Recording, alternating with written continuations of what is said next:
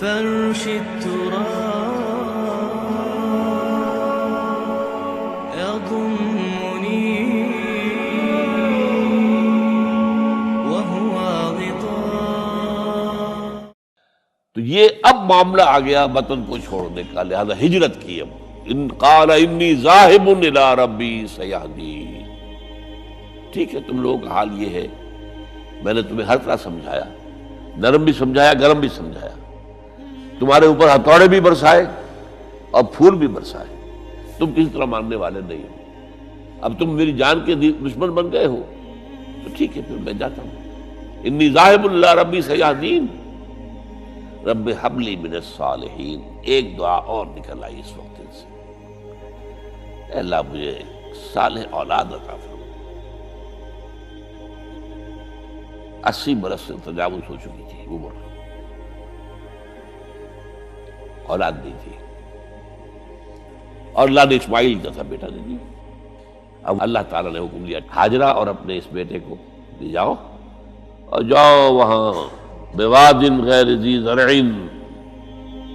جاؤ وہاں حجاز کی اس وادی کے اندر، وادی غیر ذی زرع، وہاں ان کو چھوڑو. اب یہ امتحان دیکھیے، توکل کا امتحان.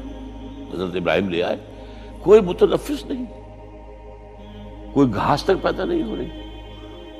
وہ درخت کا ہونا تو اور بڑی بات ہے کہ کھجور کا درخت ہو یا کوئی اور درخت ہو. پانی نہیں، پانی کا ایک مشکیزہ تھا ابراہیم کے پاس، وہ چھوڑ دیا. کچھ کھجوریں تھیں وہ دے دی اور چلے. حاجرہ پوچھتی ہے ہمیں کس کے بعد سارے چھوڑ کے جا رہے ہیں؟ کہنے لگے اللہ کے. یہ ہے توکل، اللہ کا حکم ہے. دعائیں مانگ مانگ کر رب ہب لی من الصالحین فبشرناہ بغلام حلیم.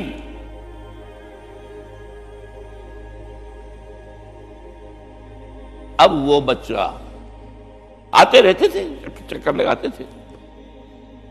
فلما بلغ معه السعی، جب وہ بچہ اسماعیل ان کے ساتھ بھاگنے دوڑنے کے قابل ہو گیا، کاموں میں ہاتھ بٹا رہا ہے، 13 برس کی عمر ہو گئی ہے، نوجوان. اب اندازہ کیجئے 100 برس کی عمر، بوڑھا آدمی، اولاد اب تک ہوئی نہیں تھی. ایک اولاد مانگ مانگ کر دعا سے اللہ سے لی ہے. اب آخری امتحان آتا، اس سے آگے کوئی امتحان نہیں. اس بوڑھے شخص کی نخل تمنا ہری ہو رہی تھی اپنے بیٹے کو دیکھ کر. فلما بلغ معه السعی قال یا بنی انی اری فی المنام انی اذبحک فانظر ماذا تری. کہتے ہیں حضرت ابراہیم بیٹے، میں مسلسل دیکھ رہا ہوں خواب میں کہ میں تمہیں ذبح کر رہا ہوں.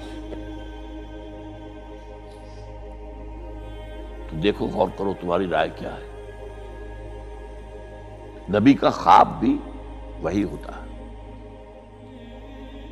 اس میں کوئی شیطنت جو ہے، کوئی شیاطین جن و انس کی کوئی مداخلت نہیں ہو سکتی. پھر یہ کہ پے بپے 3 دن یا بنی انی اری فی المنام انی اذبحک فانظر ماذا تری. اب جواب سنیے، وہ حلیم. یا ابت افعل ما تؤمر ستجدنی انشاءاللہ من الصابرین. ابا جان کر گزریے جو آپ کو حکم ہو رہا ہے. تومر، امرتا نہیں، تومر حکم ہو رہا ہے. جب 3 دفعہ آپ کو یہ حکم ہو گیا اللہ کی طرف سے تو پھر دیر کاہے پہ؟ یا ابت افعل ما تؤمر ستجدنی انشاءاللہ من الصابرین. آپ مجھے انشاءاللہ صابر پائیں گے. یہ وہ صابر اور حلیم ہونے کی شان ہے، جان دینے کے لیے تیار. اب یہاں بھی دیکھیے کہ یہودیوں نے اتنی تحریفیں کی ہیں. وہ ذبیح اللہ حضرت اسحاق کو کہتے ہیں. یہ بعد میں حضرت اسحاق پیدا ہوئے، 13 سال بعد، 100 برس کی جب عمر تھی حضرت ابراہیم کی تب ہوئے. اب وہ کہتے ہیں کہ ذبیح اللہ جو ہے وہ اسحاق ہے، اسماعیل تھے. مروہ پہاڑی، جو مروہ اور یہ موریا، وہاں پر بھی انہوں نے ایک پہاڑی کا نام رکھ دیا مروہ. وہ کہتے ہیں یہاں پر اسحاق کو ابراہیم نے ذبح کرنے کی کوشش کی. سب بکواس.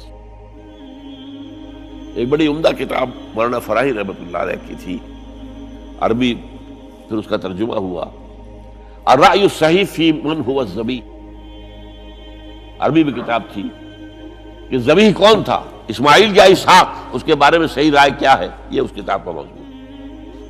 تو انہوں نے تورات کے حوالے سے ثابت کیا ہے۔ اصل میں ہوتا کیا ہے، چور لاکھ چیزیں چھپا بھی جائے اپنی تو کہیں نہ کہیں کلو چھوڑ جاتا ہے، آخر تفتیش ہوتی ہے، پولیس والے بھی جانتے ہیں کہیں نہ کہیں سے کوئی نہ کوئی کلو جو ہے، اب ساری چیزوں کو سمیٹنا مشکل ہوتا ہے اس کے لیے،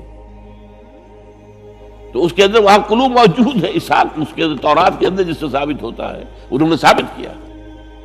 الرأی الصحیح فی من هو الذبیح، اس کا میں نے ترجمہ شائع کیا تھا جب میں نے ابتدا کی ہے لاہور میں آ کر اپنے کام کی 1965 میں، تو دارالاشاعت اسلامیہ میں نے قائم کیا تھا اپنا ایک دارالاشاعت پبلشنگ ہاؤس، اس سے وہ کتاب شائع کی تھی میں نے، اب بھی وہ چھپتی ہے، اب وہ اور پبلشر ہیں ان کے، وہ چھاپ رہے ہیں۔ بہرحال تو حضرت اسماعیل جو ہے وہ ذبیح اللہ ہے، اللہ نے جب لٹا دیا، فلما اسلما وتلہ للجبین، اب یہاں پر ذرا نوٹ کیجئے، اسلما، جب دونوں نے اسلام کا مظاہرہ کیا، وہ جو میں نے کہا تسلیم، سر تسلیم خم ہے جو مزاج یار میں آئے، بوڑھا باپ چھری لے کر تیار ہو گیا ہے اور جوان بیٹا گردن ڈال کر، بس صرف ایک احتیاط کی ہے کہ پیشانی کے بل لٹایا ہے تاکہ چہرہ سامنے نہ رہے، اتنی بات،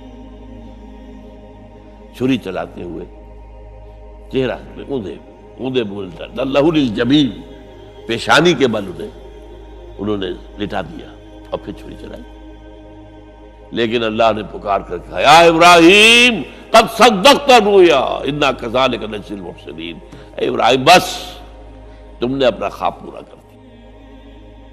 میں نے آج سے بہت پہلے مضمون لکھا تھا اس پر، تو میں نے کہا تھا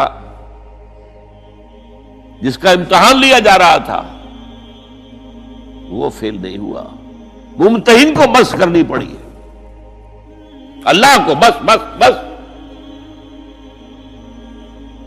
ان ھذا لھو البلاء المبین، اے ابراہیم واقعتاً یہ بہت بڑی آزمائش تھی، اس میں تم پورے اتر گئے ہو۔ یہ میں نے آپ کے سامنے زندگی کا جو پورا ایک نقشہ ہے ابراہیم کا، ہر قدم پر امتحان، ہر قدم پر امتحان، ایک سے ایک کڑا امتحان، ایک سے ایک بڑا امتحان، اور آخری امتحان یہ تھا، ان ھذا لھو البلاء المبین۔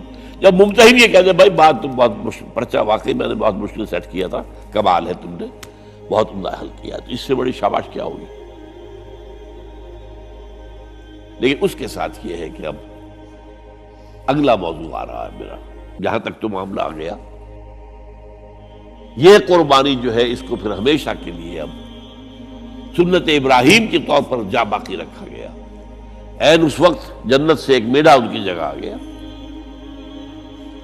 حضرت اسماعیل کو کوئی قدر نہیں پہنچی، کچھ بھی نہیں، میڑا ذبح ہو گیا، اور وہ قربانی ہے جو آج پوری دنیا میں اس وقت سے لے کر ترکنا علیہ فی الآخرین، ہم نے اس کی یہ یاد ہے، یہ قربانیاں جو آپ دیں گے یہ کیا ہے؟ حضور سے پوچھا گیا ما ھذی الاضاحی یا رسول اللہ، اے اللہ کے رسول یہ اضاحی کیا ہے، یہ کیا ہے، یہ جو ہم قربانیاں دیتے ہیں کیا ہے؟ قال سنت ابیکم ابراہیم، یہ تمہارے باپ ابراہیم کی سنت ہے، اس کو زندہ رکھا ہے اللہ نے، ان کی اس امتحان کی کامیابی کو، اس کا جشن منایا جا رہا ہے، ہر سال لاکھوں کا، کروڑوں جانور جو ہے اللہ کے نام پر ذبح ہو رہے ہیں، یہ وہ اسماعیل کی قربانی کا جو ہے یہ جشن ہے جو منایا جا رہا ہے۔